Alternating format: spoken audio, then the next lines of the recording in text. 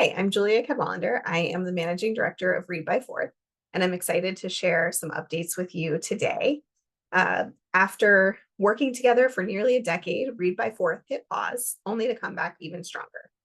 In 2024, Read by Fourth took a moment to ask what's working, what's not, and where do we go from here? Thanks to you, our incredible partners who joined conversations, filled out surveys, and shared insights with Strategy Arts, we now have a clear roadmap for the future. And over the past few months, we've been making real progress. So today, we want to share some exciting updates on the strategy recommendations that you helped shape. Here's what's been happening.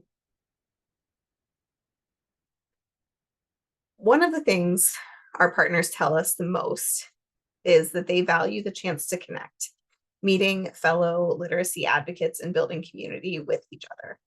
So bringing people together has always been the heart of Read by Fourth, and that's not changing. Our working groups are back up and running, and we've launched a new steering committee to help keep everything aligned with our shared goals. It's been really nice for me to connect with so many of you through the working groups. And as most groups chose to meet virtually for most meetings, I'm excited that as the weather warms up, some of us will be reconnecting in person for our upcoming meetings. Another idea that came up during planning was learning circles to focus on ways to think about our work for specific age groups. But we also know that your time is valuable and we don't want to overload your calendars with more meetings. So instead, we're coordinating opportunities for partners serving the 0 to 5 age group and putting that energy into making our lunch and learns as meaningful and as inspiring as possible. You'll continue to see ways that we are convening folks around age-specific learning throughout some of our working group conversations. Since Read by Fourth partners come from every sector and neighborhood, staying on the same page is key, and having a shared language helps make that happen. So that's why we've updated our shared values, partner agreement, and Reading Captain's pledge to reflect what we believe and what it truly means to be a part of Read by Fourth. Thank you to all of you who have completed those partner agreements and Reading Captain's pledge and taken the time to input what your work is doing aligned to those values. We've also put together a new resource, a glossary of key literacy terms, because if we're using jargon, it should be intentional and explained in a way that everyone can understand. If you haven't seen this yet, find it at readbyfourth.org on the resources page. It's a really helpful way to make sure that we're all continuing to speak the same language. This feels extremely important to talk about today. Equity isn't just a value. It's a commitment that we can't afford to shy away from. If we want all children reading at grade level, we have to focus on those who are most vulnerable and in need. That's why equity is embedded in our common agenda and in the way we prioritize our work. During planning, some partners shared a desire for Read by Fourth staff to help facilitate conversations about race.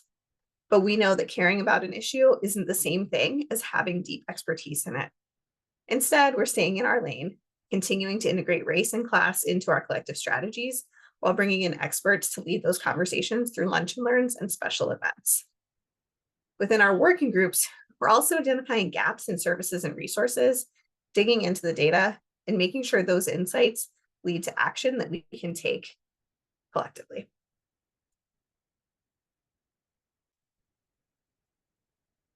One of the things we're most excited about is the relaunching of the Parent Council.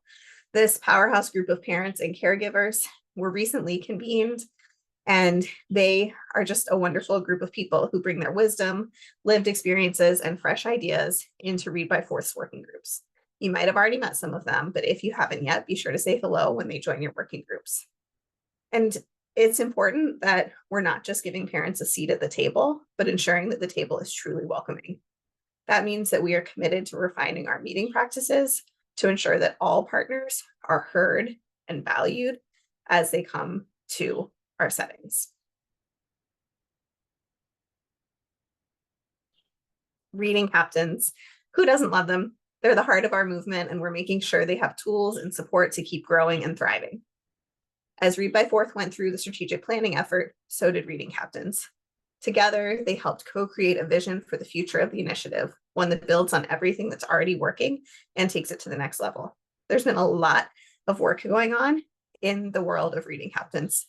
We've worked alongside many of you to revamp the Reading Captains training, aligning it with science reading and strengthening its connection to the campaign. This will be coming out soon. Look forward to seeing that in the coming months. Reading Captain regional leads are also now included in our partner directory, making it easier for reading captains and partners to connect and work together. We're in the process of updating our Reading Captains communications plan, systems, and resources to increase storytelling and encourage more neighbors to join.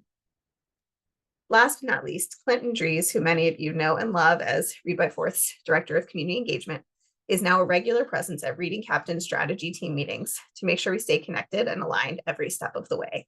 Clinton, Campbell, the Global Citizens team, and I are all committed to working together to ensure that the wonderful work that Reading Captains do is recognized and acknowledged throughout the campaign.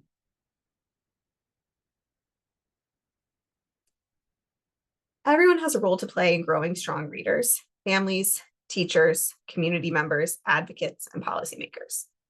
While Read by Fourth staff is not taking on the role of lobbying, we're excited to amplify the work of our advocacy partners.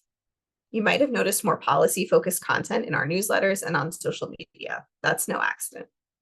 Based on your feedback, we're making sure the literacy stays in the spotlight, not just as a community effort, but as a policy priority.